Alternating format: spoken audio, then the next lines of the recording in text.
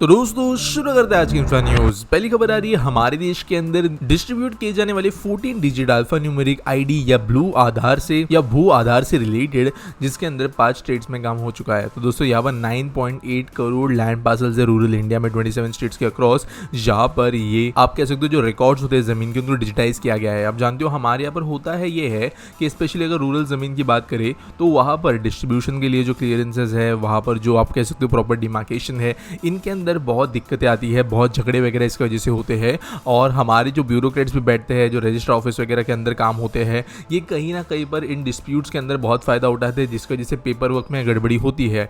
लेकिन गवर्नमेंट ने इन्हीं चीज़ों को क्लेरिफाई करने के लिए, एक प्रॉपर रिकॉर्ड बनाने के लिए भू आधार देखने का डिसीजन लिया था, जहाँ पर जियो रेफरेंस और जियो कोऑर्डिनेट बेस्ड यानी बेसिकली सैटेलाइट इमेजिंग के ऊपर बेस्ड एक लैंड पार्सल को आइडेंटिफाई करते हुए उसे यूनिक नंबर देने का काम किया जाने वाला था, जहाँ पर इसके वजह से आगे जाकर कोई दिक्कत नहीं आएगी और एक डिजिटल डेटा रहेगा पूरे के नेशनल लेवल के। तो इसे 9.8 करोड़ लैंड पार्सल्स के अंदर काम कर लिया गया है और अब आगे जाकर अर्बन लेवल पे भी ये शुरू होगा, ताकि अर्बन लेवल पर भी जो ग्रैबिंग होती है, ये सब चीज़ें और कई दिक्कतें जो ज़मीन के साथ में आती है, वो क्लियर आउट की जा सके। अगली दोस्तों जो खबर आ रही है वो है हमारी रेलवे से, जिन्होंने कहा है कि जो कोल मिनिस्ट्री है वो इन्वेस्ट करेगी 26,000 करोड़ रुपए रेलवेज के अंदर उनकी मल्टी मोडल कनेक्टिविटी बढ़ाने के लिए। तो दोस्तों यहाँ पर नेशनल कोल लॉजिस्टिक्स प्लान नाम से एक चीज़ बनी है, जो कि फर्स्ट माइल कनेक्टिविटी जो कोल की होती है रेलवे साइडिंग से लेकर एडजेसेंट कोल माइंस के लिए, उसको ऑप्टिमाइज करने के लिए लोडिंग प्रोसेस, ट्रांसपोर्टेशन, स्ट्रीमलाइनिंग के काम करेगी। तो दोस्तों अगर स्पेशली हम ईस्टर्न इंडिया की बात करिए तो यहाँ पर रेलवेज के फ्रेट ऑपरेशन के अंदर का एक बहुत बड़ा हिस्सा कोयले की ट्रेन के जरिए ही होता है और उनको प्रेफरेंसेस भी दी जाते हैं। यहीं पर ट्रेन डिले होने वगैरह में भी कोल ट्रेन के लिए बहुत ज्यादा जिम्मेदारी इसके ऊपर पड़ती है। तो यहाँ पर कहीं ना कहीं डिसीजन लिया गया है कि कोल के लिए एक सेपरेट इंफ्रा बनाया जाएगा, चीजें ठीक की जाएगी ताकि कोल ट्रांसपोर्टेशन ज्यादा बेहतर तरीके से हो पाए। अगली दोस्तों खबर आ रही है राजस्थान बेस्ड सहस्त्र सेमीकंडक्टर से रिलेटेड, जिन्होंने कहा कि वो अपना कमर्शियल ऑपरेशन शुरू करेंगे पहले made in India memory chips का सितंबर अगले साल से। तो जो सीईओ है कंपनी के, उन्होंने ये स्टेटमेंट दिया है। अगर स्टेटमेंट की बात अगर देखें तो ये माइक्रॉन से भी पहले यहाँ पे मेमोरी चिप्स बनाना शुरू कर देंगे, ऐसे कहा है।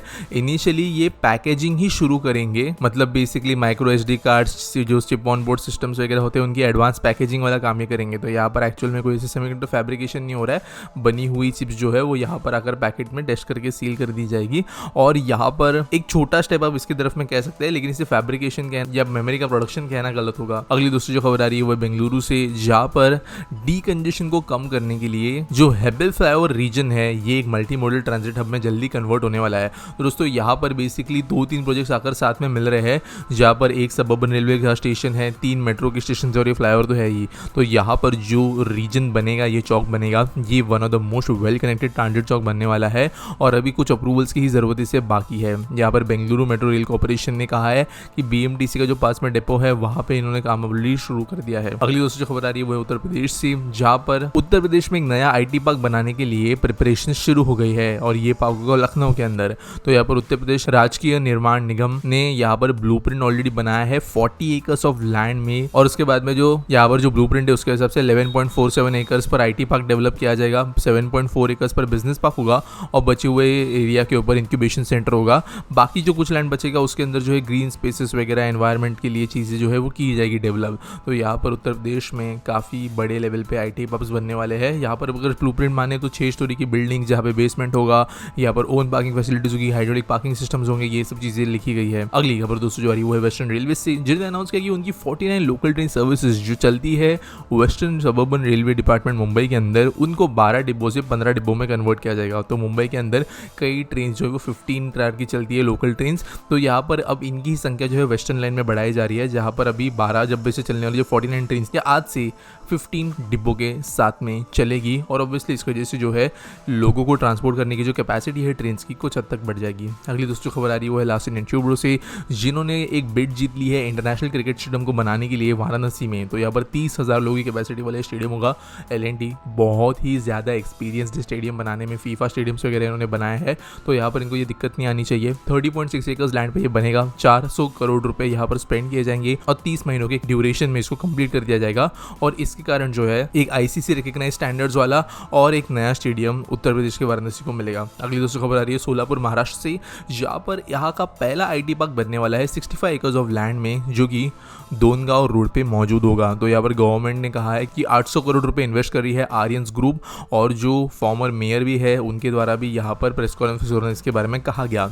तो ये आईटी पार्क का फाउंडेशन स्टोन ले किया गया है, धीरे धीरे इसका काम शुरू होगा और सोलापुर जो सदर्न महाराष्ट्र में आता है बॉर्डर के पास में, वहाँ पर आईटी इंडस्ट्रीज को बढ़ावा दिया जाने वाला है। अगली खबर दोस्तों जो आ रही है वो हमारे प्रेसिडेंट के द्वारा लॉन्च किए गए एक वॉरशिप से है, जिसका नाम है INS विद्यागिरी, और ये कोलकाता के garden reach ship builders and engineers limited के द्वारा बनाया गया है। तो ये 6 प्रोजेक्ट था प्रोजेक्ट 17A के अंतर्गत, और ये अभी सर्विस के अंदर शुरू हो गया है। अगली दोस्तों जो खबर आ रही है वो है भुवनेश्वर से, जाके सीएम के द्वारा सैंक्शन किए गए 2 करोड़ रुपए स्वाभावा कवि गंगाधर मेहर स्मृति पीठ के डेवलपमेंट के लिए। तो बेसिकली दोस्तों ये एक बहुत ज्यादा आप कहें तो हिस्टोरिकली और कल्चरली इंपॉर्टेंट फिगर रहे उड़ीसा के लिए।